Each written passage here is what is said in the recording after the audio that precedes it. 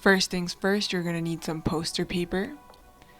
And then you're going to need to wrap it around your head to measure out how big your big, fat, stupid, ugly head is.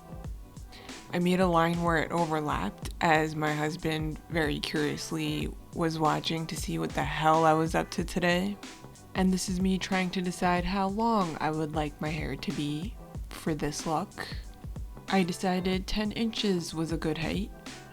Some would say that's kind of long, but that's what I decided on, and I marked up my poster board in 3 different spots.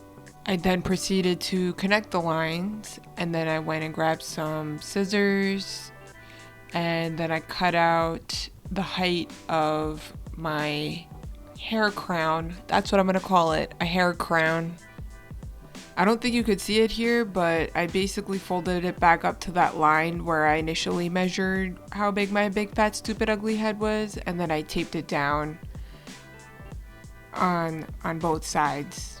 Moment of truth, trying on my hat, my crown, my hair crown. And if she fed, she said, I couldn't be prouder of myself. Look at me spinning around. Oh, She's beauty, she's grace, she's Miss United States. And I'm preparing myself to say Bloody Mary 3 times in the mirror. Just kidding, I thought this was the best way to trace his hair onto my hair crown. I started at his ginormous widow's peak, naturally.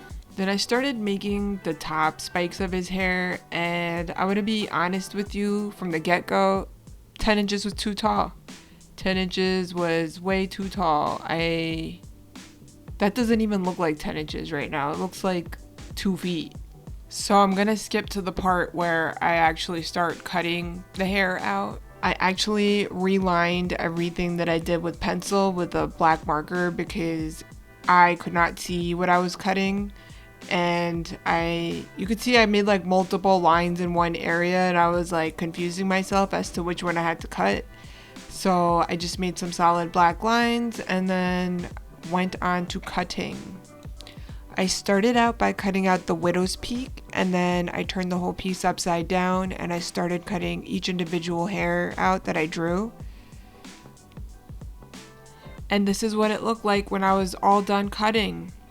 This was my initial reaction. You can say I was less than enthused.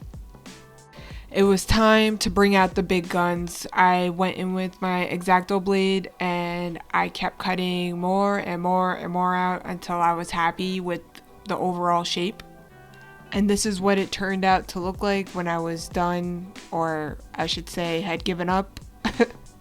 I went in with the side of my marker and kind of pulled on the hairs a little bit to give them some texture, some bend, because the hair was looking more like Dragon Ball Z characters than it was Ryuk. And that's what my hair crown looked like when I was all done. And now it was time for painting. Yay! I got in acrylic silver paint and black paint. Poured them into my palette. I started with the black paint and I used a fluffy flat brush, and I started at the edges and made like vertical strokes towards the center to give the crown a little bit of dimension, a little bit of depth. I really made sure to stick to the edges with the black paint because it was slightly darker than the poster paper, and also it helped cover up those little white marks that I ended up exposing while I was cutting the paper, so that was a good plus.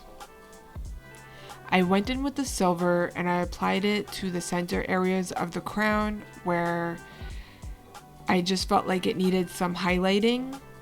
And then I just went back and forth between the black and the silver because sometimes the silver seemed a little too bright and it needed some darkening, and then in some areas the black just seemed a little too dark and needed some lightening.